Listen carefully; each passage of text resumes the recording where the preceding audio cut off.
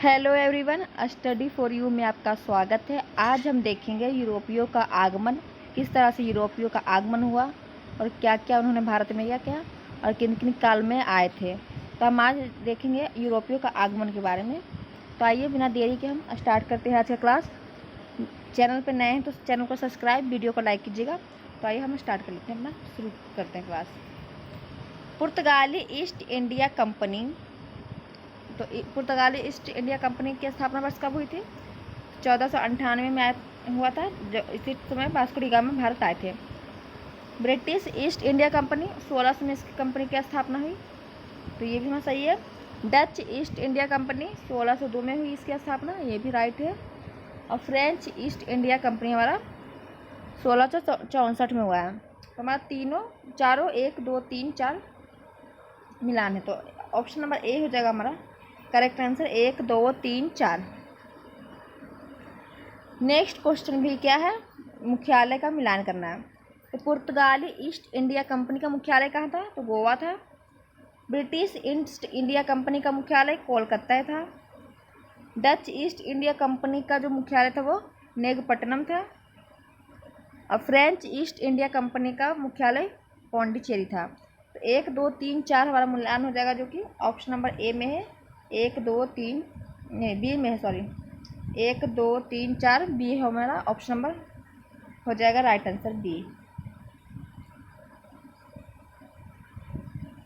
निम्नलिखित में से किस किस यूरोपीय व्यापारिक कंपनियों का मध्यकाल में भारत में आगमन हुआ था?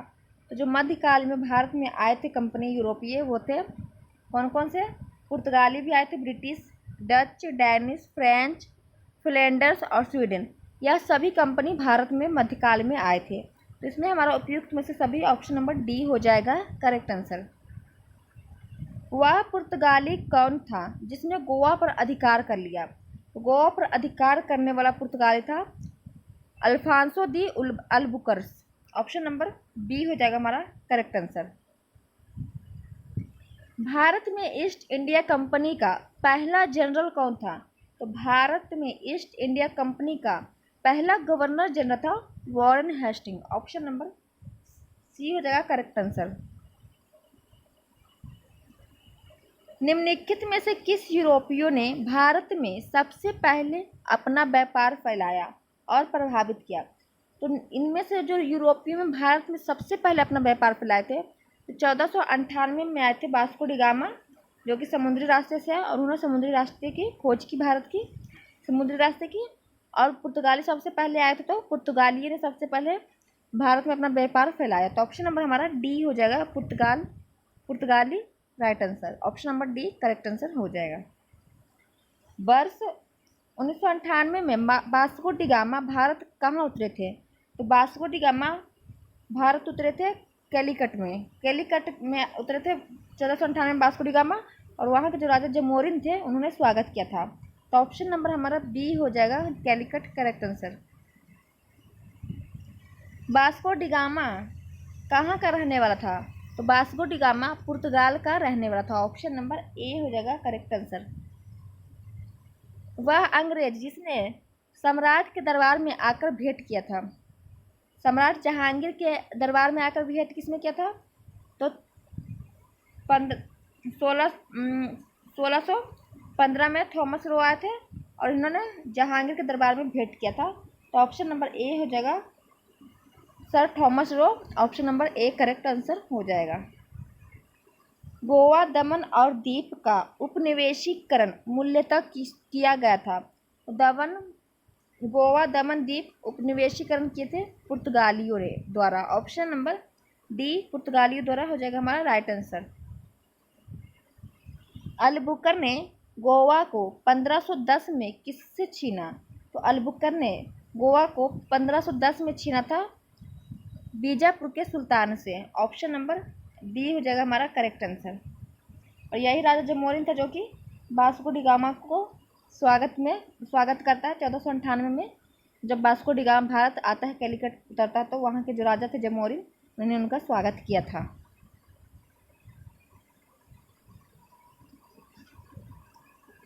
भारत तथा समुद्री मार्ग की खोज की गई थी। भारत तक जो समुद्री मार्ग की खोज की है वह पुर्तगालियों द्वारा की गई है, जो कि वास्को डी गामा ने किया है। Option number C correct answer हो जाएगा, वास्को डी गामा जी के द्वारा। ब्रिटिशों ने भारत में सूरत में पहली फैक्ट्री स्थापित करने की अनुमति निम्नलिखित में से किससे प्राप्त की थी? जो ब्रिटिश थे उन्होंने सूरत में अपनी पहली फैक्ट्री स्थापित करने के लिए जहांगीर से अनुमति लिए थे। तो ऑप्शन नंबर बी हो जाएगा हमारा राइट आंसर, जहांगीर। भारत के समुद्री मार्ग की खोज किसने की? तो भारत के समुद्री मार्ग की खोज वास्को डी गामा ने किया था। ऑप्शन नंबर सी हो जाएगा हमारा राइट आंसर। तृतीय कर्नाटका युद्ध आंग्ल फ्रेंच संघर्ष था, जो कि समाप्ति किस संधि से हुई? तो 3 कर्नाटक युद्ध हुए हैं, आंग्ल कर्नाटक युद्ध 3 हुए हैं, जो कि अंग्रेजों और फ्रांसीसियों के बीच हुई है, और इसकी जो समाप्ति हुई है वह पेरिस की संधि से हुई है। ऑप्शन नंबर ए हो जाएगी हमारा राइट आंसर। ये तृतीय कर्नाटक युद्ध की समाप्ति थी, और पहले कर्नाटक युद्ध की जो समाप्ति थी वो एक्सला शैपल की संधि से हुई थी। पुर्तगाली व्यापारी कंपनी के भारत आगमन का सर्वप्रमुख उद्देश्य था। तो पुर्तगाली का जो व्यापारिक कंपनी के भारत आने का सबसे प्रमुख उद्देश्य क्या था? वह काली मिर्च व अन्य मसालों के व्यापार पर एकाधिकार प्राप्त करना चाहता था। यही हमारा हो जाएगा राइट आंसर, वह मसालों के लिए भारत आया था। जब 17 मई 1498 में वास्को डी गामा कैलीकट में उतरा तो किसने उसका स्वागत किया? तो कैलीकट के जो राजा जमोरिन थे उन्होंने उसका स्वागत किया। ऑप्शन नंबर ए, कैलीकट उतरे तो राजा जमोरिन ने उनका स्वागत किया। ऑप्शन नंबर ए हो जाएगा राइट आंसर। पुर्तगालियों ने भारत में सर्वप्रथम कहाँ फैक्ट्री स्थापित की? तो पुर्तगाली जब भारत आए तो उन्होंने सबसे पहले जो अपनी फैक्ट्री स्थापित की वो कैलीकट में ही की। ऑप्शन नंबर बी हो जाएगा राइट आंसर। 1717 में निम्नलिखित में से कौन मुगल सम्राट ने अंग्रेजों की ईस्ट इंडिया कंपनी को भारत में व्यापार पर विशेष अधिकार प्रदान करने का फरमान जारी कर दिया? तो 1717 में राजा था फर्रुखसियर, और उसने ही अंग्रेजों को व्यापार के लिए विशेष अधिकार फरमान जारी कर दिया था, जिसे मैग्ना कार्टा भी कहा गया। तो ऑप्शन नंबर डी हो जाएगा हमारा फर्रुखसियर राइट आंसर। ब्रिटिश के साथ बेसिन की संधि निम्नलिखित पेशवाओं में से किसने की थी? तो बेसिन की संधि हुई थी ब्रिटिश और बाजीराव सेकेंड के बीच। ऑप्शन नंबर डी हो जाएगा हमारा right answer. East India company के नेतृत्व में रॉबर्ट क्लाइव का उत्तराधिकारी निम्नलिखित में से कौन था? तो रॉबर्ट क्लाइव जो कि प्लासी प्रथम युद्ध में लड़े थे 1757 में, और इसके बाद जो इनका उत्तराधिकारी बना वॉरेन हेस्टिंग बना, जो कि ऑप्शन नंबर सी में है हेस्टिंग। अब बंगाल का पहला गवर्नर जनरल वॉरेन हेस्टिंग ही बनता है।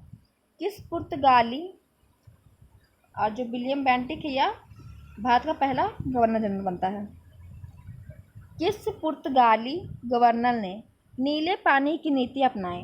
तो नीले पानी की अपनाई थी Francisco de Almeida. Option number A हो जाएगा हमारा राइट आंसर। किसे भारत में पुर्तगाली साम्राज्य का वास्तविक संस्थापक कहा जाता है? तो भारत में पुर्तगालियों साम्राज्य का वास्तविक संस्थापक अल्फांसो दी अल्बुकर को कहा जाता है। ऑप्शन नंबर बी हो जाएगा राइट आंसर। अल्बुकर ने बीजापुर के किस सुल्तान से गोवा को छीना था?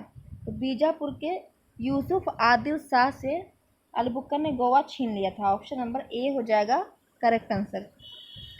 पुर्तगाली उपनिवेश का प्रथम गवर्नर भारत में कौन हुआ? तो पुर्तगाली का जो पहला गवर्नर बन के आया वो फ्रांसिस्को दी अल्मीडा आया था। Option number C Francisco de Almeida पुर्तगाली का प्रथम गवर्नर बन के भारत आया था। तो ऑप्शन नंबर सी हो जाएगा राइट आंसर।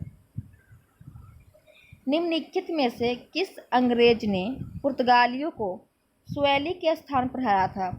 स्वैली के स्थान पर हराया था Thomas Best. Option number B हो जाएगा राइट आंसर।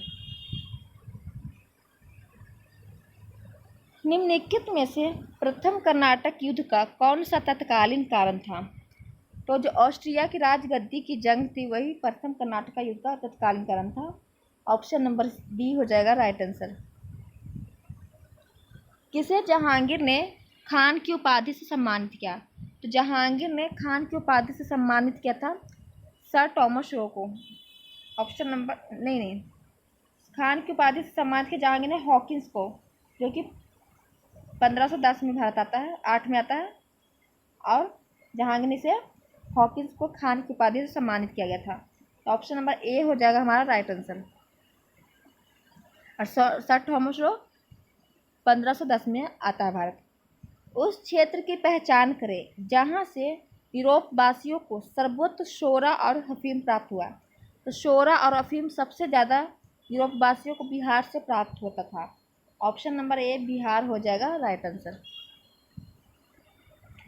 भारत में 1612 में अंग्रेजों ने अपनी पहली फैक्ट्री कहाँ स्थापित की थी? तो भारत में 1612 में अंग्रेजों ने पहली फैक्ट्री सूरत में स्थापित की थी। ऑप्शन नंबर डी हो जाएगा राइट आंसर। निम्नलिखित में से किस एक शासक ने ईस्ट इंडिया कंपनी को दीवानी प्रदान की थी? तो बक्सर के युद्ध के बाद इलाहाबाद की संधि के तहत शाह आलम सेकेंड ने दीवानी राइट्स दे दिया था अंग्रेजों को। तो ऑप्शन नंबर सी हो जाएगा शाह आलम द्वितीय राइट आंसर। और बक्सर के युद्ध के बाद होता इलाहाबाद की संधि, उसके तहत बक्सर का युद्ध 1664 में होता है और इलाहाबाद की संधि 1764 में, 1764-65 में इलाहाबाद की संधि होती है। तो बंगाल के निम्नलिखित फैक्ट्रियों में से एक जो पुर्तगालियों द्वारा स्थापित की गई वह कौन सा था? तो बंगाल में पुर्तगालियों द्वारा स्थापित की गई फैक्ट्री थी हुगली। ऑप्शन नंबर सी हो जाएगा हुगली राइट आंसर। एक द्वीप पर निर्मित भारत का बड़ा नगर है, तो जो मुंबई है वो सालसेट द्वीप पर निर्मित भारत का एक बड़ा नगर है। ऑप्शन नंबर डी हो जाएगा मुंबई राइट आंसर। यह एक द्वीप पर निर्मित बड़ा नगर है। भारत में तंबाकू के प्रचलन का श्रेय किसे है? तो भारत में तंबाकू लाया था पुर्तगालियों ने, तो पुर्तगालियों को यह श्रेय जाता है तंबाकू का। तो ऑप्शन नंबर बी हो जाएगा राइट आंसर। मिलान करना देखिए, एस्तादो द इंडिया पुर्तगाली के समुद्री साम्राज्य का नाम था। हाँ, तो ये एक से मिलान हो जाएगा। कोर्टेज क्या था? पुर्तगालियों द्वारा जारी किया जाने वाला पारपत्र या आज्ञा पत्र था। तो कोर्टेज क्या था? पुर्तगालियों द्वारा जारी किया गया आज्ञा पत्र था। इनक्विजिशन क्या था? पुर्तगालियों द्वारा धार्मिक न्यायाधिकरण, तो यही हमारा इक्विजिशन था। और पोर्टो ग्रांडे क्या था? पुर्तगालियों द्वारा चिटगांव को दी गई संज्ञा। 1 2 3 4 हो जाएगा राइट आंसर। तो ऑप्शन नंबर ए में है 1 2 3 4। 18वीं सदी में भारत में लड़े गए युद्धों का निम्नलिखित में से कालानुक्रम बताना है। तो अंबर का युद्ध हुआ था 1749 में। प्लासी का युद्ध हुआ था, प्लासी का युद्ध कब हुआ था? 1749 में अंबर का युद्ध। प्लासी का युद्ध हुआ था 1757 में। बांडीवश का युद्ध 1760 में और बक्सर का युद्ध 1764 में। यही मिलान हो जाएगा हमारा बी। अंबर का युद्ध पहले हुआ 1749 फिर 1757, 1760 और 1764। अंबर का युद्ध पहले हुआ, फिर प्लासी का, फिर बांडीवश का, फिर बक्सर का। तो ऑप्शन नंबर बी हो जाएगा राइट आंसर। भारत में यूरोपीय शक्तियों के प्रवेश के संदर्भ में कौन सा कथन सही नहीं है? तो पुर्तगालियों ने 1499 में गोवा पर कब्जा कर लिया, नहीं, 1510 में गोवा को छीना था अल्बुकर्क ने। तो इसमें हमारा यही गलत ऑप्शन हो जाएगा और सही नहीं पूछा, तो यही हो जाएगा राइट आंसर। अंग्रेजों ने अपना पहला कारखाना दक्षिण में मछलीपट्टनम में लगाया, यह हमारा सही है। पूर्वी भारत में अंग्रेजी कंपनी ने 1633 में उड़ीसा में पहला कारखाना लगाया, ये भी सही है। डुप्लेक के नेतृत्व में फ्रांसीसियों ने 1746 में मद्रास पर कब्जा कर लिया, ये भी सही है।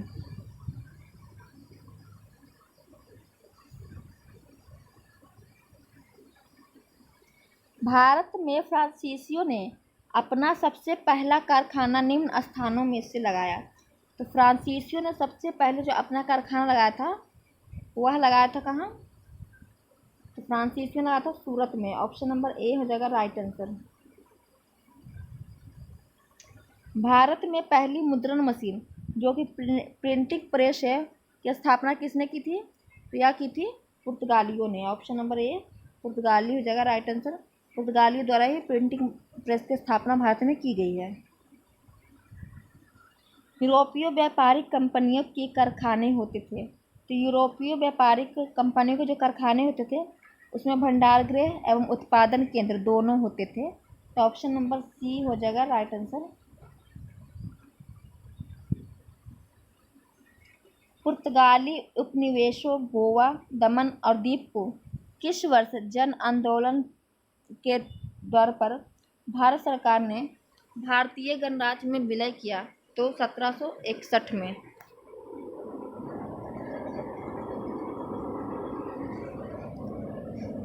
पुर्तगालियों की पहली फैक्ट्री कैलीकट में 1500 में किसने स्थापित किया? तो पुर्तगालियों की पहली फैक्ट्री कैलीकट में 1500 में स्थापित किया था पेड्रो अलावरेज क्रैबल। ऑप्शन नंबर ए हो जाएगा राइट आंसर। भारत से भारतीय वस्त्रों को प्रमुख निर्यात की वस्तु बनाने का श्रेय जाता है।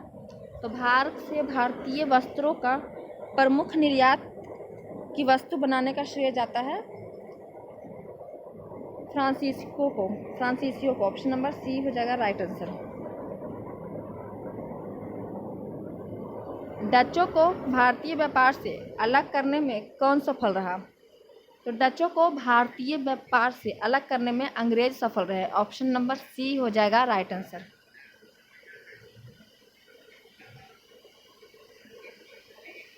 वह कौन सा निर्णायक युद्ध था जिसमें अंग्रेजों ने डचों को हरा दिया था, जिसके कारण डचों की भारत में चुनौती खत्म हो गई?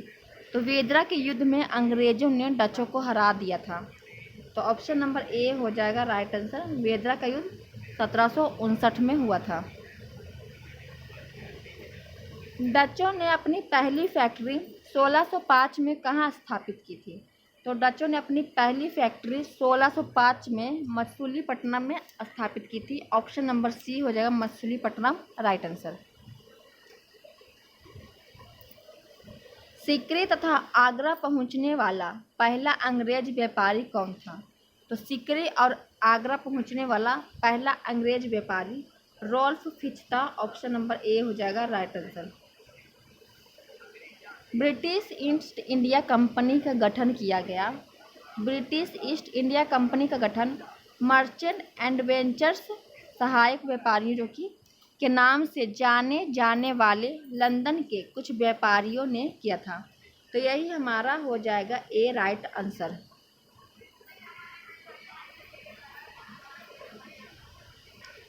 इकतीस दिसंबर 1600 को किसने एक रॉयल चार्टर राजकीय अधिकार पत्र जारी कर ब्रिटिश ईस्ट इंडिया कंपनी को पूर्वी देशों के साथ व्यापार करने का एकमात्र अधिकार दिया? तो 31 दिसंबर 1600 को रॉयल चार्टर जारी कर ब्रिटिश ईस्ट इंडिया कंपनी को पूर्वी देशों के साथ व्यापार करने का एकमात्र अधिकार दिया था रानी एलिजाबेथ ने। ऑप्शन नंबर ए हो जाएगा right answer. British east India company का प्रथम गवर्नर कौन था? तो ब्रिटिश ईस्ट इंडिया कंपनी का प्रथम गवर्नर था Thomas Smythe. Option number A हो जाएगा right answer. Captain William Hawkins किस जहाज से भारत पहुंचा? तो captain William Hawkins Bharat Hector जहाज से भारत पहुंचा था। ऑप्शन नंबर हेक्टर हो जाएगा ए राइट आंसर। किस मुगल बादशाह ने 6 फरवरी 1613 को एक फरमान जारी कर अंग्रेजों को सूरत में एक अस्थायी कोठी खोलने की अनुमति दी थी। 1613 में कौन राजा था? जहांगीर था। इन्होंने एक फरमान जारी किया और अंग्रेजों को सूरत में अस्थायी कोठी खोलने की अनुमति दी। ऑप्शन नंबर बी जहांगीर हो जाएगा राइट आंसर। कौन इंग्लैंड के सम्राट जेम्स वन का राजदूत बनकर 1615 में मुगल बादशाह के दरबार में अजमेर पहुंचा था? तो अजमेर पहुंचने वाला मुगल बादशाह जहांगीर के दरबार में पहुंचा था 1615 में। कौन? तो sir Thomas Roe. Option number C हो जाएगा राइट आंसर।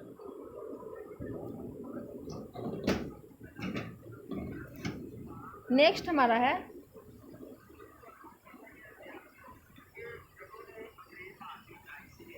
1661 में पुर्तगाल के राजा ने अपनी बहन कैथरीन की शादी इंग्लैंड के राजा चार्ल्स सेकेंड से की थी। इस उपलक्ष्य में उसने कौन सा भारतीय द्वीप चार्ल्स सेकेंड को दहेज के रूप में दे दिया था? तो जो बम्बई का जो था साल्सेट द्वीप उन्होंने चार्ल्स सेकेंड को दहेज के रूप में दे दिया था। ऑप्शन नंबर बी हो जाएगा राइट आंसर। इंटरलोपर्स थे तो अनाधिकृत व्यापारियों के रूप में समुद्री लुटेरे। तो समुद्री लुटेरे थे जो कि इंटरलोपर्स थे। ऑप्शन नंबर ए हो जाएगा राइट आंसर। 1632 में गोलकुंडा के किस सुल्तान ने अंग्रेजों के नाम सुनहरा फरमान जारी कर 500 पगोड़ा वार्षिक कर के एवज में उन्हें गोलकुंडा राज्य का बंदरगाह स्वतंत्रता पूर्वक व्यापार करने की अनुमति दी?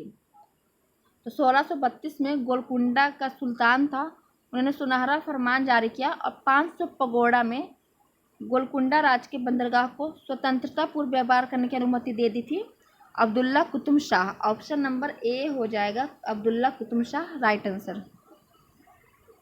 1639 में अंग्रेज फ्रांसिस डी ने कहाँ के शासक से मद्रास को पट्टे पर लिया और वहाँ एक किलाबंद कोठी बनवाई? तो 1639 में फ्रांसिस डे ने मद्रास के शासक से पट्टे पे लिया और वहाँ किलाबंदी की हुआ था चंद्रगिरी के राजा। ऑप्शन नंबर ए चंद्रगिरी के राजा से। तो option number A correct answer हो जाएगा।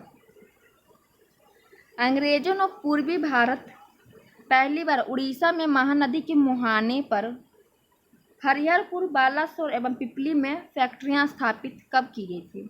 तो अंग्रेजों ने पूर्वी भारत में पहली बार उड़ीसा महानदी के मुहाने पर हरिहरपुर, बालासोर और पिपली में फैक्ट्रियां स्थापित की थी 1633 में। तो ऑप्शन नंबर ए 1633 हो जाएगा राइट आंसर।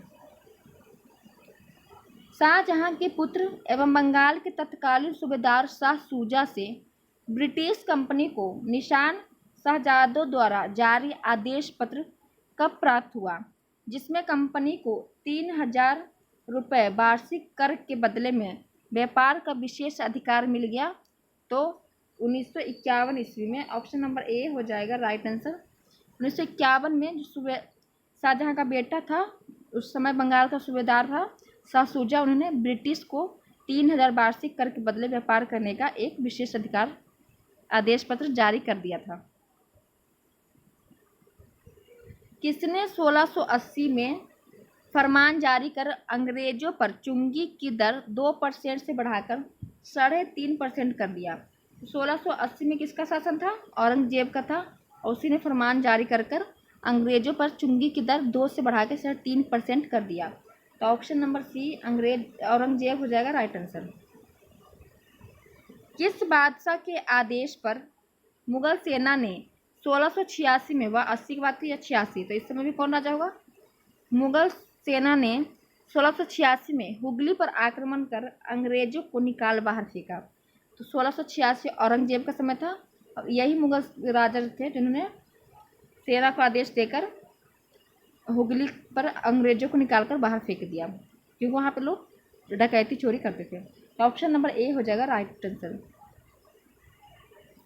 किस मुगल बादशाह ने अंग्रेजों से 1.5 लाख रुपए मुआवजे के तौर पर वसूल किया? तो अंग्रेजों के से उन्होंने फिर 1.5 लाख मुआवजे के रूप में वसूल किया था, तो औरंगजेब ही था ए हो जाएगा राइट आंसर, सी हो जाएगा हमारा औरंगजेब राइट आंसर। अंग्रेजों को सुतानाती, कालीकत्ता एवं गोविंदपुर नामक 3 गांवों की जमींदारी खरीदने की अनुमति किसने बंगाल का मुगल सूबेदार था? तो अंग्रेजों को सुल्तानती, कालीकत्ता एवं गोविंदपुर नामक 3 गांवों की जमींदारी खरीदने की अनुमति देने वाला बंगाल का जो मुगल सूबेदार था वो था अजीम उस शान। ऑप्शन नंबर डी अजीम उस शान हो जाएगा राइट आंसर। और सुल्तानती, कलिकत्ता और गोविंदपुर मिलकर कोलकाता बनता है। अंग्रेजों ने सुल्तानती, कालीकत्ता और गोविंदपुर की जमींदारी कितने में खरीदी? तो 1200 रुपये में। ऑप्शन नंबर ए हो जाएगा राइट आंसर, 1200 रुपये में। भारत में ब्रिटिश उपनिवेशवाद के दौरान नए शहरों का प्रादुर्भाव हुआ। कलकत्ता जो अब कोलकाता है उन प्रथम शहरों में से एक था। निम्नलिखित में से कौन से गांवों से मिलकर कलकत्ता शहर बना? तो अभी हमने बताया सुल्तानती, कालीकत्ता और गोविंदपुर ये तीनों मिलकर कोलकाता बना है। ऑप्शन नंबर सी हो जाएगा राइट आंसर। 30 सितंबर 1716 को मुगल बादशाह फर्रुखसियर द्वारा ब्रिटिश कंपनी के नाम जारी फरमान के संबंध में क्या सही है? तो इसके द्वारा कंपनी को केवल 3000 रुपये के वार्षिक खराज पर निःशुल्क व्यापार करने का अधिकार मिल गया। तो ये सही है। इसके द्वारा कलकत्ता के आसपास के गांवों को किराया पर खरीदने की अनुमति भी दे दी। तो ये भी फरमान पत्र में जारी था। और नेक्स्ट हमारा क्या है? इसके द्वारा बंगाल के शाही मुद्रणालय में सिक्का ढालने की अनुमति मिली। तो ये भी सही था। उपयुक्त में से सभी हमारा हो जाएगा सही। ऑप्शन नंबर डी हो जाएगा राइट आंसर। किसके द्वारा जारी फरमान को अंग्रेज आर्मों ने बंगाल में ब्रिटिश व्यापार का मैग्ना कार्टा कहा था? तो मैग्ना कार्टा कहा था जो फर्रुखसियर द्वारा जारी किया हुआ फरमान था। ऑप्शन नंबर बी हो जाएगा राइट आंसर। फर्रुखसियर द्वारा जारी फरमान पत्र को मैग्ना कार्टा कहा जाता है। निम्नलिखित में से कौन अंग्रेज जहांगीर के समय में भारत नहीं आया था? तो विलियम हॉकिंस 1510 में भारत आया था जो कि जहांगीर के समय में। सर टॉमस रो भी 15 में आया था, 1615 में सर टॉमस रो भी। और पादरी एडवर्ड टेरी भी जहांगीर के समय में आया था। जो रॉल्फ फिच है या जहांगीर के समय में भारत नहीं आया था। तो इसमें ऑप्शन नंबर डी हो जाएगा करेक्ट आंसर। जहांगीर के समय भारत नहीं आया है यही पूछा जा रहा है। अंग्रेजी यात्री किसके काल में आए थे मुगल बादशाह के? तो उसका मिलान करना है। जॉन मिल्टन हॉल अकबर के शासनकाल में आए थे। इसका हो जाएगा एक। विलियम हॉकिंस जहांगीर के समय में आए थे। और सर जॉन सरमैन फर्रुखसियर के समय में आए थे। तो 1, 2, 3 हो जाएगा राइट आंसर जो कि ऑप्शन नंबर ए में हमारा है। बंगाल में अंग्रेजों की कंपनी के बारे में किसने कहा यह एक कुत्सित या नीच, झगड़ालू लोगों और बेईमान व्यापारियों की कंपनी है? तो यह कहा था किसने कहा था कि यह एक कुत्सित या नीच, झगड़ालू लोगों और बेईमान व्यापारियों की कंपनी है? तो इब्राहिम खान ने कहा था। ऑप्शन नंबर डी हो जाएगा राइट आंसर। फोर्ट विलियम कहाँ है? तो कलकत्ता में है। फोर्ट ग्लेंड्रिया कहाँ है? पुलिकट में है। फोर्ट गुस्ताखबुश कहाँ है? चिंसुरा में। और फोर्ट लुई कहाँ है? पौंडीचेरी में है। तो 1, 2, 3, 4 ऑप्शन नंबर ए हो जाएगा राइट आंसर। फ्रांसिस मोर्टिन ने बीजापुर के सुल्तान सिकंदर आदिल शाह के अधीनस्थ बालकोंडापुरम के मुस्लिम सूबेदार शेर खां लोदी से पौंडीचेरी नामक एक छोटा गांव प्राप्त किया। मोर्टिन ने पौंडीचेरी का विकास किसके रूप में किया? तो पौंडीचेरी का और जो विकास किया था फ्रांसिस मोर्टिन ने वह पौंडीचेरी के रूप में किया। ऑप्शन नंबर ए हो जाएगा राइट आंसर। फ्रांसीसियों को चंद्रनगर बस्ती किसने भेंट की? तो फ्रांसीसियों को चंद्रनगर बस्ती भेंट की थी शाइस्ता खां ने। ऑप्शन नंबर बी हो जाएगा शाइस्ता खां राइट आंसर। मुगल बादशाह ने किसे नवाब की पदवी प्रदान की थी? तो मुगल बादशाह ने डुप्ले को नवाब की पदवी प्रदान की थी? ऑप्शन नंबर ए हो जाएगा राइट आंसर। डुप्ले के संबंध में क्या सही है? वह पहला व्यक्ति था जिसने भारत में यूरोपीय साम्राज्य की नींव रखी, तो ये हमारा राइट है। उसने पहली बार यूरोपीय सेना को भारतीय राज दरबार में भारतीय खर्च पर नियुक्त करवाया, ये भी सही है। उसने पहली बार हथकंडे प्रयोग किए जो भारत को जीतने के लिए अंग्रेजों के मार्गदर्शक बने, यह भी सही है। तो डी हो जाएगा राइट आंसर उपयुक्त में से सभी। पौंडीचेरी के गवर्नर जनरल बनने के पहले डुप्ले कहाँ का गवर्नर नियुक्त किया गया था? तो पौंडीचेरी गवर्नर बनने के पहले डुप्ले चंद्रनगर का गवर्नर नियुक्त किया गया था। ऑप्शन नंबर ए हो जाएगा राइट आंसर। डुप्ले के बाद पौंडीचेरी का गवर्नर जनरल कौन बना? तो डुप्ले के बाद पौंडीचेरी का गवर्नर जनरल गेदेहू बना। ऑप्शन नंबर ए गेदेहू बना, तो ऑप्शन नंबर ए हो जाएगा राइट आंसर। फ्रांसीसियों का पतन था, तो पतन मतलब क्यों पतन हुआ फ्रांसीसी का? अंग्रेजों की नौसैनिक श्रेष्ठता एवं भारत के बाहर अंग्रेजों से व्यापारिक प्रतिद्वंदिता थी। फ्रांसीसी सरकार के समर्थन का अभाव था, ये भी सही है। फ्रांसीसी कंपनी का दुर्लभ संगठन था, तो उपयुक्त में से सभी हमारा हो जाएगा राइट आंसर। फ्रांसीसियों का पतन का यह सब तीनों कारण था।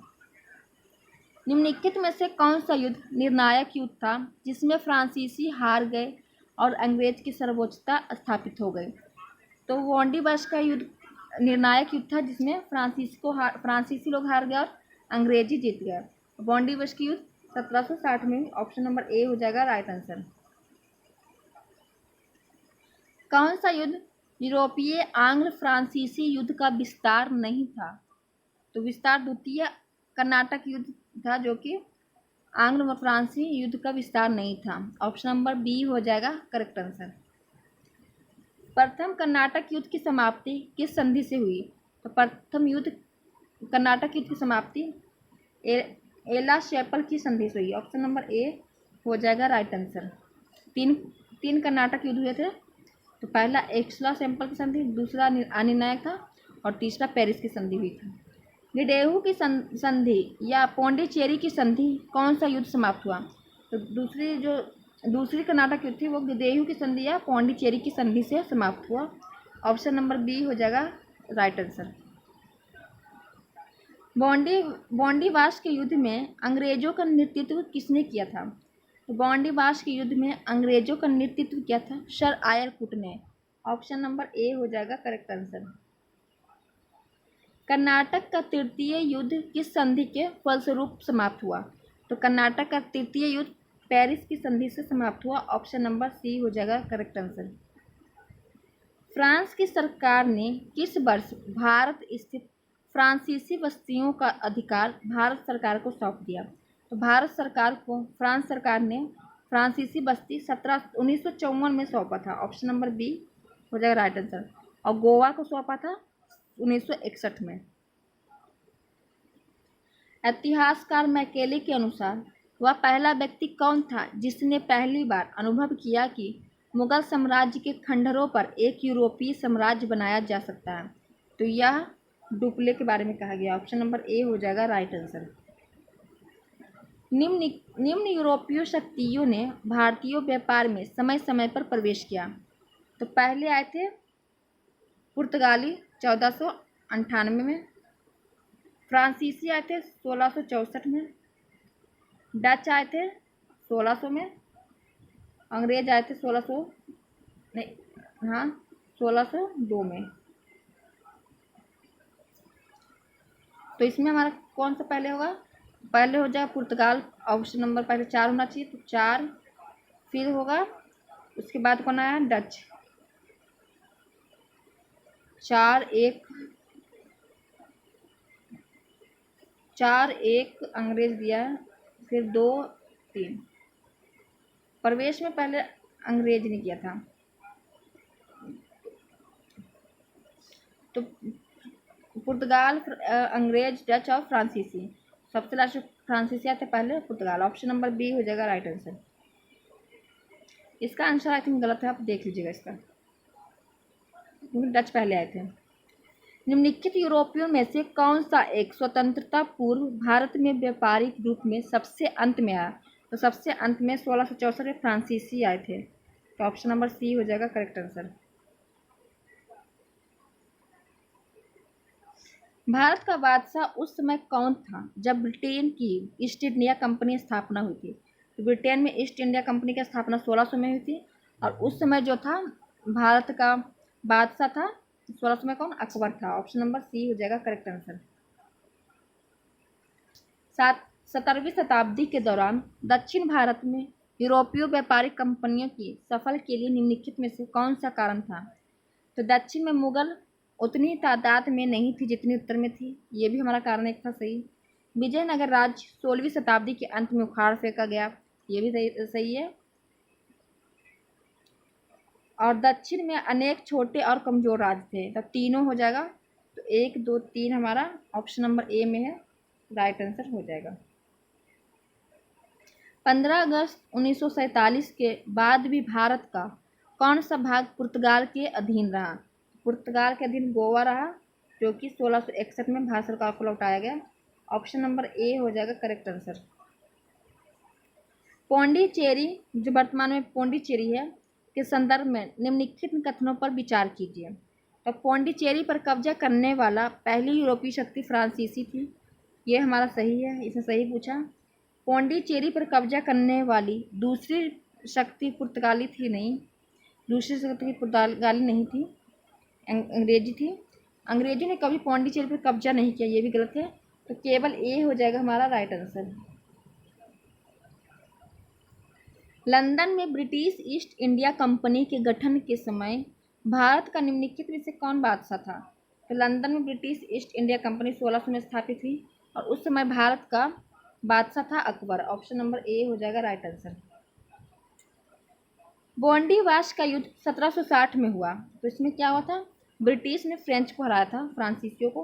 तो ऑप्शन नंबर सी में है, ब्रिटिश ने फ्रेंच को हराया था। यह कन्फ्यूजन मत कीजिएगा कि फ्रेंच ने ब्रिटिश को हराया था, तो ब्रिटिश ने फ्रेंच को हराया था। मद्रास में इंग्लिश ईस्ट इंडिया कंपनी के अधिवास के स्थान को किस नाम से जाना जाता है?